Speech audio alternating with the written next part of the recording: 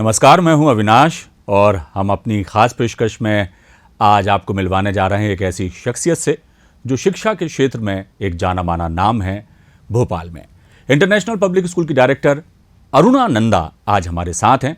महिला सशक्तिकरण की बात आज हम करेंगे क्योंकि नवरात्रि का पावन पर्व चल रहा है और इस पावन पर्व पर जब मातृशक्ति की बात होती है, महिला शक्ति की बात होती है, तो जब शिक्षण क्षेत्र में जब जो बेहतर काम होते हैं उनकी बात ना की जाए तो बेमानी होगा। इसलिए अरुणा नंदा जी से हम जानेंगे कि शिक्षा के क्षेत्र में बच्चियों को आत्मनिर्भर बनाने के लिए, उनमें आत्मविश्वास पैदा करने के लिए उनका संस्थान क्या कुछ कर रहा है और उनके क्या थॉट्स हैं, वो आगे अपना क्या चाहती कि किस तरह का समाज हम जो है डेवलप करें इस देश में, ताकि महिलाएं सुरक्षित भी महसूस करें, बच्चियां आत्मनिर्भर बने और वो आगे जो सोचा है उन्होंने उसमें वो कामयाब हों। तो अरुणा जी, आपका बहुत स्वागत हमारे कार्यक्रम में। Thank you. और सबसे पहले जिक्र यही कि इंटरनेशनल पब्लिक स्कूल जो है शिक्षण संस्थान है, आप एक महिला हैं और हमारा जो कार्यक्रम है वो भी नारी शक्ति को समर्पित है। लिहाजा हम ये जानना चाहेंगे कि as an director, international public school की डायरेक्टर के बतौर जो है, आप किस तरह से जो है अपने संस्थान में जो आपके यहाँ बच्चियाँ आती हैं उनको आत्मनिर्भर बनाने के लिए, शिक्षित करने के लिए और उनमें आत्मबल और आत्मविश्वास पैदा करने के लिए क्या कुछ आप लोग प्रयास कर रहे हैं? धन्यवाद अविनाश जी। सबसे पहले तो मैं ये कहना चाहूँगी कि आज की डेट में ये बहुत ज़रूरी है कि लड़कियाँ ये समझें कि उनको अपने आप को एजुकेटेड क्यों करना है। जी। बहुत सारी हमारी सोच ये होती है कि हमें एजुकेशन इसलिए चाहिए क्योंकि हमें जॉब चाहिए या आगे चल के हमें एक फाइनेंशियल स्टेबिलिटी चाहिए। एजुकेशन किसी भी बालक या बालिका के लिए इसलिए बहुत ज़रूरी है ताकि वो इस दुनिया को बेहतर तरीके से समझ सके। जी। हर एक परिस्थिति में, चाहे वो उसकी कोई विपरीत परिस्थिति हो या जिस भी तरह की परिस्थिति को वो लाइफ में, क्योंकि लाइफ बड़ी लंबी होती है, एजुकेशन के बाद भी होती है, उसको एक बैलेंस तरीके से जीने के लिए education is very important. Education एक बहुत ही बड़ा रोल प्ले करती है फाइनेंशियल इंडिपेंडेंस के लिए, इमोशनल इंडिपेंडेंस के लिए, साइकोलॉजिकल इंडिपेंडेंस और प्रोफेशनल इंडिपेंडेंस के लिए। तो इंटरनेशनल पब्लिक स्कूल में चूँकि मैं एज अ डायरेक्टर हूँ और हमारा एक कोएड स्कूल है, तो बच्चियों के अंदर हम एक थॉट इंस्टिल करना चाहते हैं कि वो अपने आप को एक कॉन्फिडेंस के साथ वो लाइफ को परस्यू करें। जी। बहुत ज़्यादा मैं देखती हूँ कि जब लड़कियों का सामना लड़कों के साथ होता है, बिल्कुल, तो अक्सर मैं लड़कियों को कम कॉन्फिडेंट पाती हूँ। जी। जिस तरह से एक लड़की तब चलती है जब वो अकेले जा रही होती है, जी, और जब वो तब चल रही होती है जब चार लड़के बैठे होते हैं, जी, तो दोनों में मैंने बहुत डिफरेंस देखा है। जी। मैं चाहती हूँ कि लड़कियाँ जितने कॉन्फिडेंस से अकेले चलती हैं, जी, उतने ही कॉन्फिडेंस से वो तब भी चलें और बैठें जब लड़के भी साथ में बैठे हों। जी। और ये जिम्मेदारी होती है अभिभावकों की, जी, हमारी, टीचर्स की। जी। आईपीएस में मैं क्या सोचती हूँ, इससे बहुत ज़्यादा ज़रूरी है कि हमारे टीचर्स क्या सोचते हैं। जी। क्योंकि शायद मैं एज ए डायरेक्टर बच्चों से 1 घंटा इंटरेक्ट कर सकती हूँ, हर एक बच्चे से मैक्सिमम 5 से 10 मिनट इंटरेक्ट कर सकती हूँ मेरे रेजिडेंशियल स्कूल में। और बहुत सारे बच्चे, चूँकि हज़ारों बच्चे हैं, तो उनसे रोज़ कम्युनिकेशन नहीं हो सकता, लेकिन ये बहुत इंपॉर्टेंट है कि यही थॉट मैं अपने टीचर्स में डालती हूँ कि हम किसी भी तरीके का भेदभाव अपने बच्चों के साथ ना करें। जी। और जब वो हमारे टीचर्स का थॉट होता है तो फिर वही हमारे बच्चों का थॉट भी हो जाता है। मैं अपने अक्सर टीचर्स से बात करती हूँ तो हमें हिस्ट्री पढ़ाई जाती है स्कूल्स में। जी। तो स्कूल्स में जब हम हिस्ट्री पढ़ते हैं तो बहुत सारे चैप्टर्स में ये समझ में आता है कि जो एक बच्चियों के प्रति या नारी के प्रति जो एक अनस्टेबिलिटी है वो अभी से नहीं है, वो कई सदियों से चली आ रही। जी।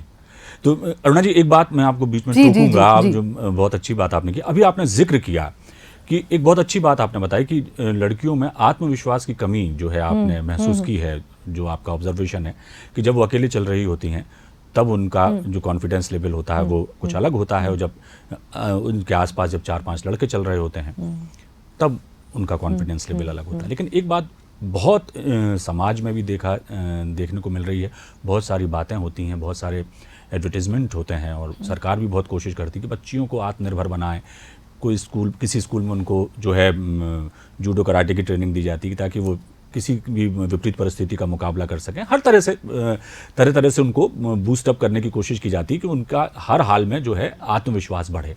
लेकिन आपको नहीं लगता कि लड़कियों को एजुकेट करने के साथ उनमें आत्मविश्वास भरने के अलावा हम अपने समाज में जो लड़के हैं, जो बच्चे हैं, उनको भी मातृशक्ति का जो है सम्मान करना सिखाएं, आदर करना सिखाएं, और वो उनकी भी उसी तरह से जो कहना चाहिए कि परवरिश हो कि वो भी समझें कि भाई जो जिस तरह का दर्जा आप अपनी माँ को देते हैं, अपनी बहन को देते हैं, जो प्रेम स्नेह आपकी माँ के प्रति और आपकी बहन के प्रति है, तो बाहर भी जो लड़कियां जा रही हैं उनके प्रति भी वो आपके मन में उतना जो कहना चाहिए प्रेम होना चाहिए, या कहना चाहिए कि आप उनका भी सम्मान करें।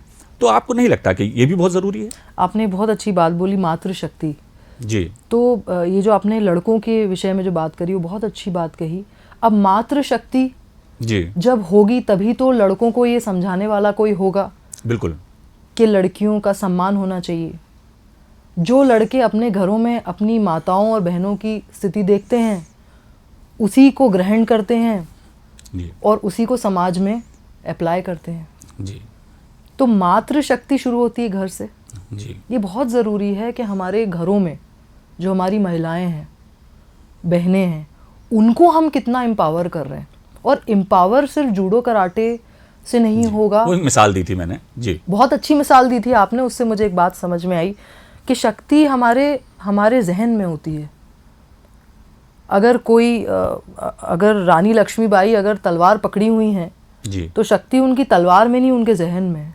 जी, उसी तरह से जो बच्चा, हमारे घर के जो बच्चे हैं, लड़के हैं, भाई हैं, वो वही सीखते हैं जो उन्हें घर में दिखता है।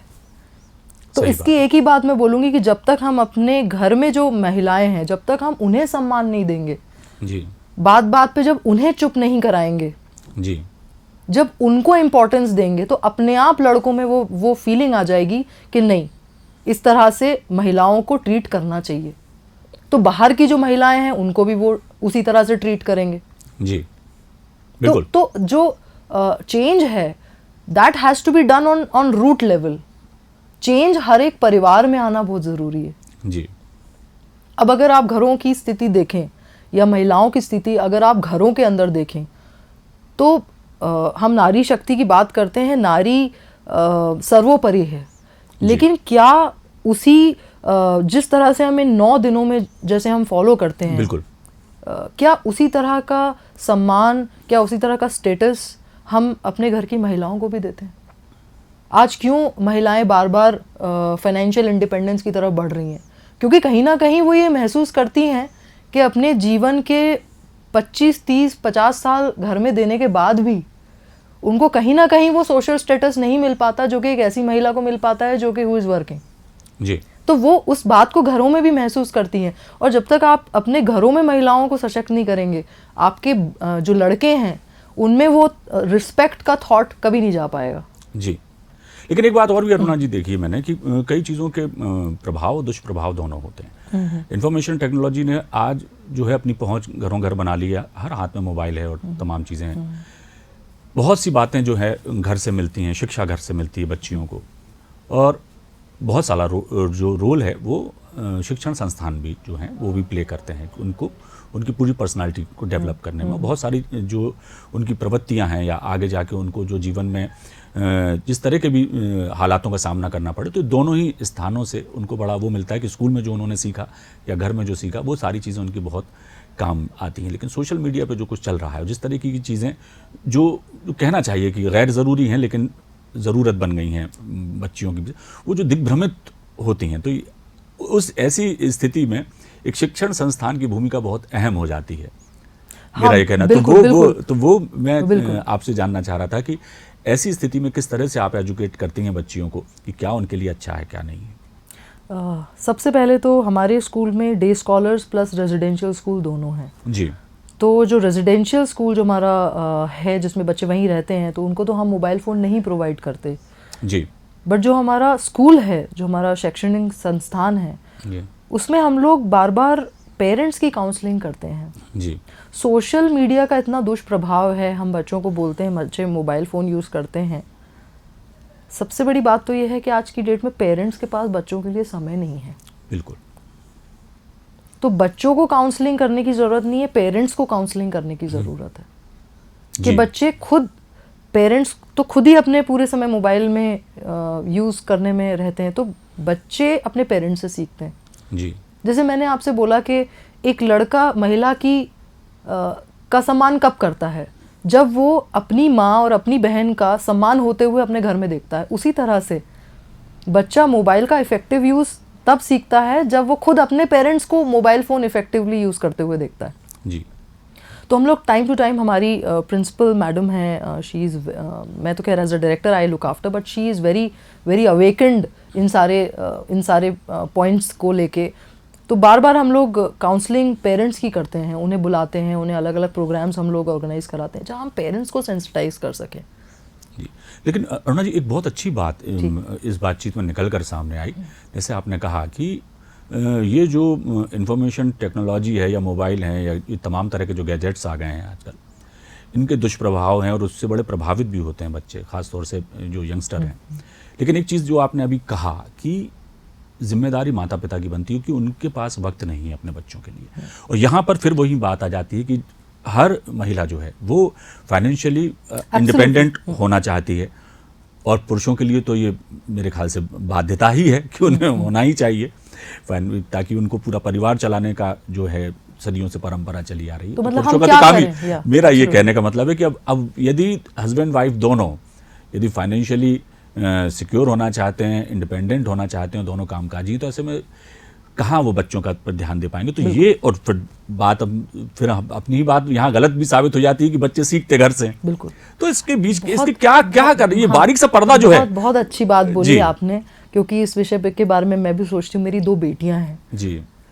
यहाँ आती है हमारी भारतीय संस्कृति जी इस बीच में, क्योंकि कंपटीशन है, हर पेरेंट अपने बच्चे को बेस्ट देना चाहता है। बिल्कुल। और उसके लिए ऑब्वियसली उन्हें काम करना पड़ता है, बाहर इतना टाइट स्केड्यूल उनको फॉलो करना पड़ता है। यहाँ आती है हमारी बात भारतीय जो हमारी संस्कृति है कि हम अपने माता पिता, एक बहू अपने सास ससुर को किस तरह से लेके चलती है। अगर हम लोग आज भी अपनी संस्कृति को ध्यान में रखते हुए अपने पेरेंट्स का पूरा सम्मान करें, और अगर एक संयुक्त परिवार में रहें, बिल्कुल बिल्कुल बिल्कुल सही बात है, तो बच्चों पे, तो उससे 2 फायदे होंगे। एक तो हमारे जो पेरेंट्स हैं जो कॉम्पिटिटिव वर्ल्ड में इतनी मेहनत कर रहे हैं, वो भी अपना काम कर पाएंगे जी। और जो हमारे घर में उनके दादा दादी हैं, उनका एक बहुत महत्वपूर्ण रोल होता है बच्चों की अपब्रिंगिंग को ध्यान में रखते हुए, उनकी एजुकेशन, उनमें अच्छे संस्कार डलना, क्योंकि पेरेंट्स अपनी लाइवलीहुड के लिए ही इतनी मेहनत कर रहे हैं कि उनके पास इतना समय ही नहीं है कि वो कहाँ से संस्कार दें। तो यहाँ बात आती है जॉइंट फैमिली की, यहाँ बात आती है संयुक्त परिवार की। तो हमें आज के ज़माने में जहाँ बड़ी मुश्किल से लोगों का टॉलरेंस बहुत कम होता जा रहा है, तो बहुत ज़रूरी है कि हम एक दूसरे से प्रेम बना के रखें जी। एक दूसरे की बातों को बहुत ज़्यादा दिल से ना लगाएं जी।